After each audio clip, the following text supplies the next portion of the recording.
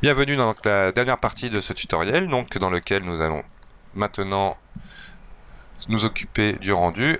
Alors je suis en train d'extraire en même temps la vidéo, donc c'est pour ça que ça rame un petit peu dans la machine. Donc la texture est créée. Nous allons maintenant un dernier paramètre dans notre matériel, double-cliquer dessus dans l'éditeur de matériaux donc, et le mettre en mode de face, pour éviter que la lumière passe à travers les faces intérieures de la grotte. Alors on voit que la peinture a été rapidement faite ici. Bon, il faut dire que c'est à l'intérieur de la grotte, c'est pas très grave. Mais on va voir déjà après, au cas où, on pourra toujours venir rééditer dans Mudbox notre peinture. Nous allons maintenant donc créer, alors c'est pour ça qu'il est très important que vous ayez auparavant fait, donc dans le premier tuto j'explique l'importance d'être dans 3D Max Mental Ray. Au cas où vous ne l'êtes pas, vous n'aurez pas le résultat que je vais vous montrer. Une deuxième façon de s'en rendre compte, dans rendu, configuration du rendu, on voit bien que je suis dans un rendu Mental Ray. Donc dans 2016, vous avez en haut le type de rendu, et vous pouvez bien évidemment dans les anciennes versions aller tout en bas dans affecter rendu et choisir ici un rendu production Mental Ray NVIDIA. Je vais donc dans créer système lumière du jour. Et là, il vous propose qu'il va vous mettre en fait dans l'environnement, donc ce qu'on va découvrir au fur et à mesure, les paramètres d'environnement à 15, etc. Je valide. Donc la lumière du jour se crée avec d'abord une boussole, par cliquer et glisser. Quand je lâche ma souris, il vous propose de mettre un ciel. J'accepte. Si vous n'avez pas toutes ces propositions, c'est que vous n'êtes tout simplement pas en rendu Mental Ray. Donc maintenant, je vais dans le menu mouvement de mon 3D Max, et ici je vais pouvoir jouer par exemple avec l'heure de mon soleil, au cas où réorienter le soleil, tout simplement en tournant la direction du nord. Voilà, je vais mettre à peu près comme ça. Choisir un endroit. Alors là effectivement j'aurais peut-être pu un peu mieux peindre cette zone là, ce que je vais faire tout de suite dans Mudbox. Donc là je vais par exemple m'orienter ici, et je vais passer en éclairage plat. Vous voyez qui m'enlève du coup ma lumière. Je suis sur la roche à nouveau, en mode projection de roche, pour venir peindre cette zone là qui n'est pas peinte dans mon 3D Max, on l'a bien constaté. Alors je vais grossir un peu ma texture pour aller plus vite. Voilà. Alors quand vous avez des problèmes, des fois il est intéressant de savoir, vous pouvez dans UV texture aplanir à l'espace UV. Tout simplement, ça va vous. Alors, je vais masquer mon pochoir pour que vous voyez bien le résultat. Voilà, je clique sur la petite maison et du coup je vois bien dans quel état je suis. Donc là si j'utilise mon pinceau de projection, ça sera plus simple pour les zones intérieures.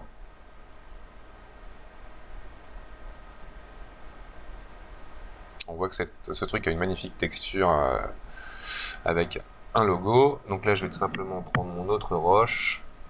Et là c'est un peu mieux, hop, comme ça. Donc là je fais bien attention de ne peindre uniquement l'extérieur. Alors là, raté pour la fin de ma grotte. Je vais revenir désaplanir dans l'espace UV pour vérifier Q pour sortir de mon pas. Voilà ce que ça donne. Donc c'est pas trop mal. En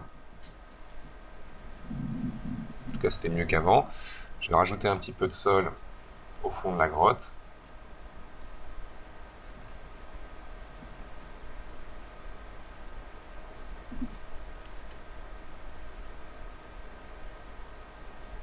Voilà, parfait. Q pour sortir, et je vais à nouveau donc sauvegarder ma texture, exporter le canal fusionné par-dessus celle-ci. Alors vous aurez un message d'erreur dans 3D Max étant donné qu'on utilise, alors ça je vais à la rigueur pour pas avoir le message d'erreur, je retourne dans 3D Studio Max et je vais désactiver l'affichage réaliste de ma texture tout simplement pour éviter d'avoir un message d'erreur PNG. Voulez-vous le remplacer? Oui.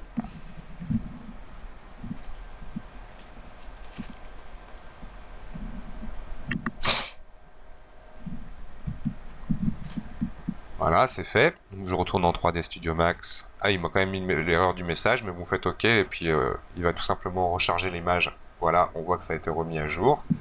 Donc Donc là, je remets dans Max, ici, l'affichage des matériaux réalisés dans la fenêtre.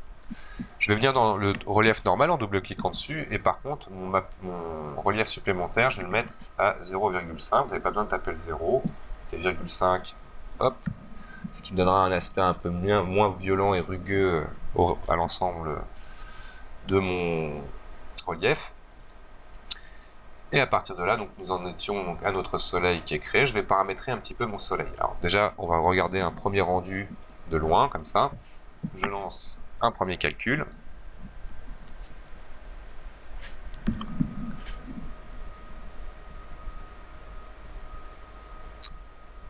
Ce qui rend déjà pas mal. Alors là, on verra que de plus près, il faudra aller voir ici ce que ça donne, parce que j'ai l'impression que la texture est un peu énorme au niveau de l'échelle ici. Donc on vérifiera ça de plus près. Donc les premières choses qu'on peut dire. Effectivement, cette ligne d'horizon appartient donc à la texture du ciel que l'on va pouvoir corriger grâce à notre lumière du jour. La première chose que je vais faire, c'est donc baisser la hauteur de mon horizon à -2 et lui mettre un flou à 2. Je zoome un petit peu plus sur ma géométrie. Et surtout, ici, alors vous avez un petit bouton qui permet de minimiser, étant donné qu'on ne va pas utiliser les fonctions en bas pour le moment. Je vais tout simplement donc minimiser la taille de sortie, mais dans rendu, configuration du rendu, je vais me sortir une taille un peu plus grande.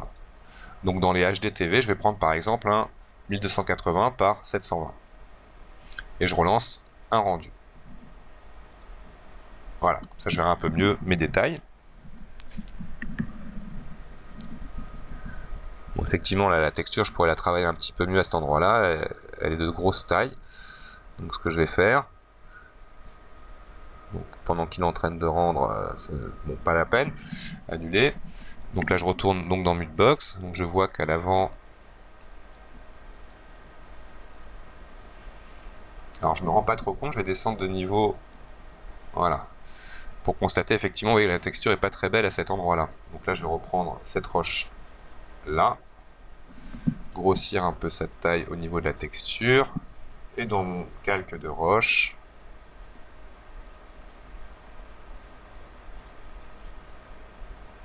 améliorer un petit peu tout ça. Pareil de ce côté.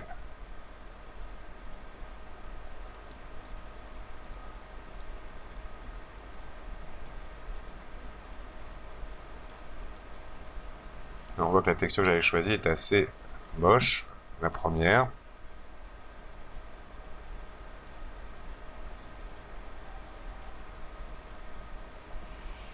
Donc j'en profite vite fait là pour redonner un coup de pinceau partout pour améliorer la qualité de ma géométrie, de ma texture, pardon.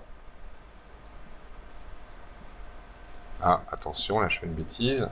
Hop.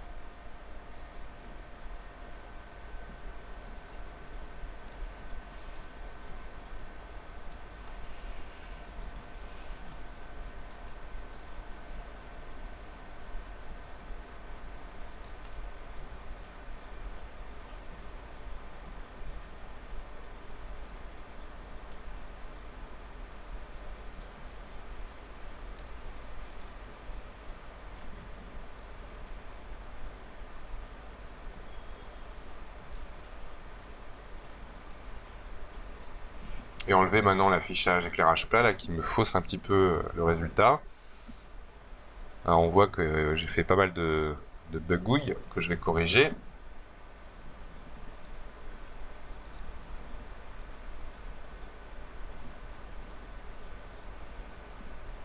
Peut-être monter un petit peu d'un niveau là pour voir un peu mieux avec le lissage ce que ça donne.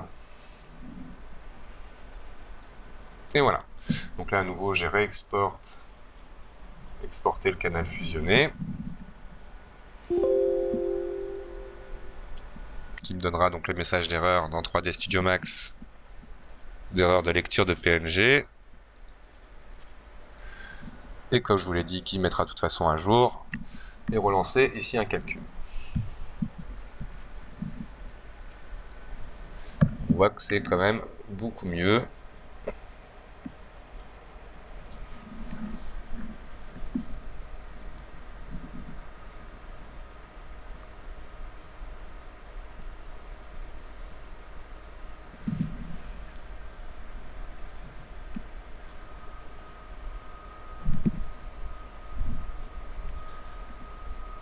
comme ça. Ok.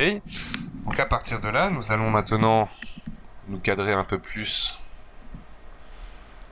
pour le rendu définitif. Voilà, je vais mettre à peu près comme ça. CTRL ALT molette pour dézoomer progressivement. Je vais pouvoir comme ça aller chercher vraiment un angle de vue de cette manière-là. Lancer un calcul pour voir déjà ce que ça donne. Pour l'instant, je ne suis vraiment que avec les paramètres par défaut.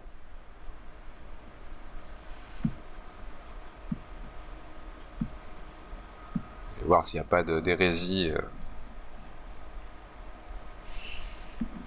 au rendu. Donc on voit que mine de rien, ça rajoute pas mal de détails. Le normal map plus le bump map, en fait le relief sur ma géométrie, plus l'utilisation de textures réalistes me donne ça.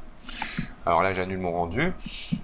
Je vais maintenant m'amuser à jouer avec un plugin gratuit que vous trouverez facilement en tapant Grow Eevee, I-V-Y.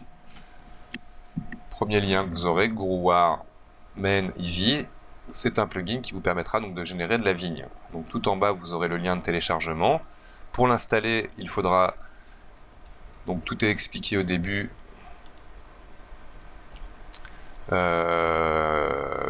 Version. Ah, il ne vous explique pas comment l'installer, donc je vais vous expliquer. Donc une fois que vous aurez donc téléchargé tout en bas le plugin, voici le résultat. Donc je suis à l'intérieur de Grow Eevee. Je vais mettre cette fenêtre un peu plus réduite pour vous montrer avec une deuxième fenêtre dans 3D Studio Max, dans la partie où il est installé.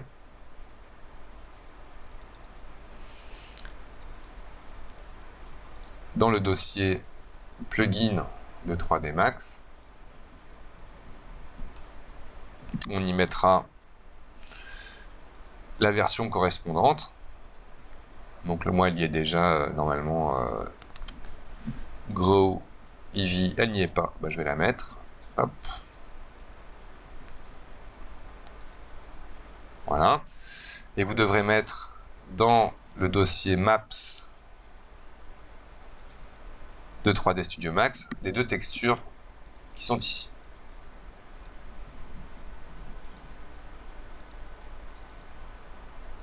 Alors pour que le plugin soit pris en compte dans 3D Studio Max, donc là je vais sauvegarder ma scène sous une nouvelle version. Et à partir de là, donc je vais relancer mon 3D Studio Max pour pouvoir avoir le plugin de fonctionnel. Donc j'ai relancé mon 3D Studio Max, je vais ouvrir à nouveau ma scène grotte 04. Donc j'ai dit vigne, générateur de vigne, on pourrait faire de la vigne avec, mais ce n'est pas de la vigne, effectivement, c'est du lierre, générateur de lierre. Donc là je suis dans ma vue perspective, je vais de ma vue créer une caméra standard à partir de la vue. Attention parce que dans le 3D Max 2016, il y a une nouvelle caméra dont je ne parlerai pas pour le moment, qui est la caméra physique. Donc là j'ai créé une caméra standard à partir de la vue, qui me permettra donc de revenir facilement dans cette vue. J'appuie sur P pour revenir en perspective, ou dans mon menu ici perspective, je trouverai donc la caméra dans le menu caméra. Donc voici ma scène pour le moment. Et je vais donc du coup dans le menu créer géométrie et je trouverai du coup Growar qui me permettra donc d'utiliser le plugin Grow Eevee. Alors avant de faire cela, je vais à nouveau, là je vais juste sauvegarder rapidement ma scène.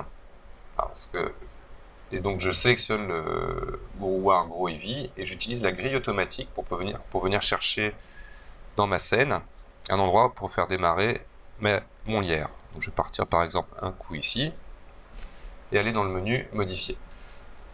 Une fois que je suis dans le menu modifier, je vais lancer Grow Eevee. Alors pour éviter d'avoir à le faire à chaque fois, les deux options qui sont intéressantes, Smooth et Use Vertex Color, déjà d'activer. Donc c'est un lissage de simplement des branches et Vertex Color pour que les textures soient correctes au niveau du rendu. Je lance Grow Eevee pour tout simplement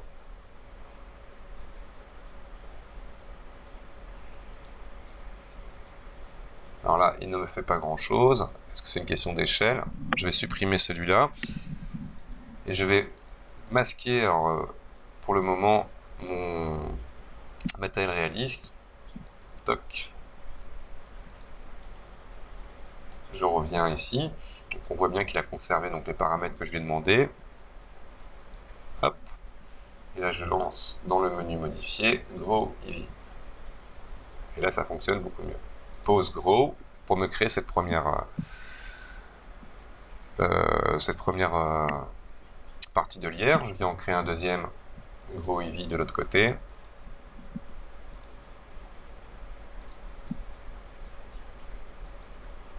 Voilà, on mettra un par exemple par ici, par rapport à mon rendu.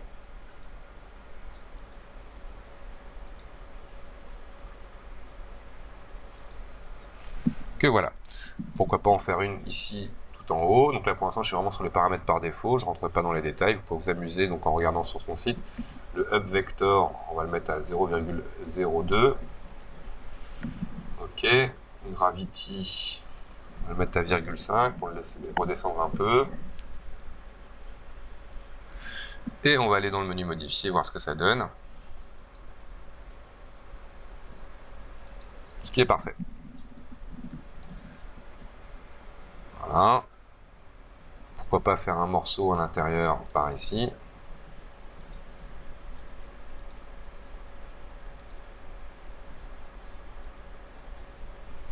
Ok.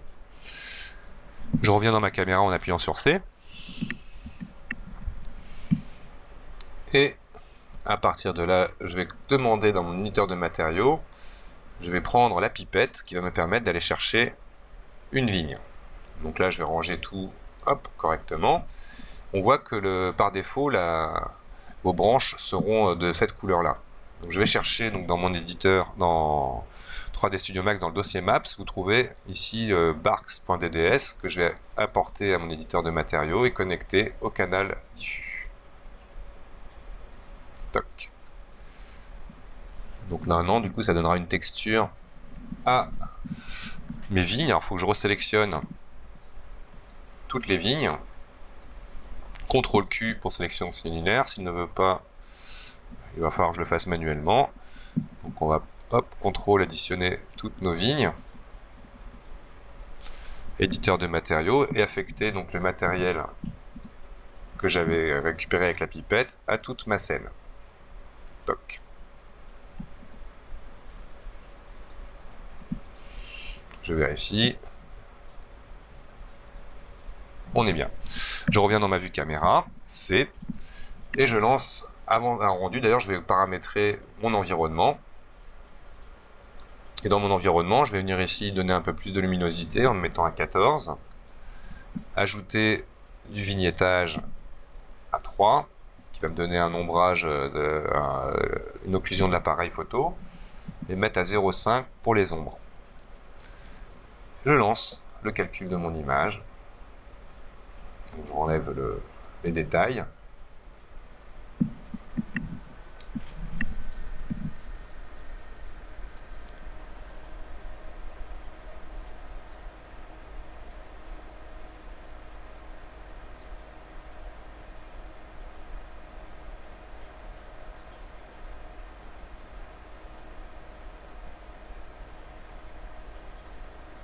Donc je vais faire une pause jusqu'à la fin du rendu, ça peut prendre un petit peu de temps. Donc, en tout cas, voilà, avec quelques petites opérations, comment arriver à faire un petit décor rapidement. Donc là, bien évidemment, en travaillant plus longtemps tout ça, vous pourrez faire quelque chose de beaucoup plus efficace. Mais vous voyez déjà, on obtient comme ça rapidement quelque chose de réaliste, moins réaliste, photoréaliste, on pourrait dire.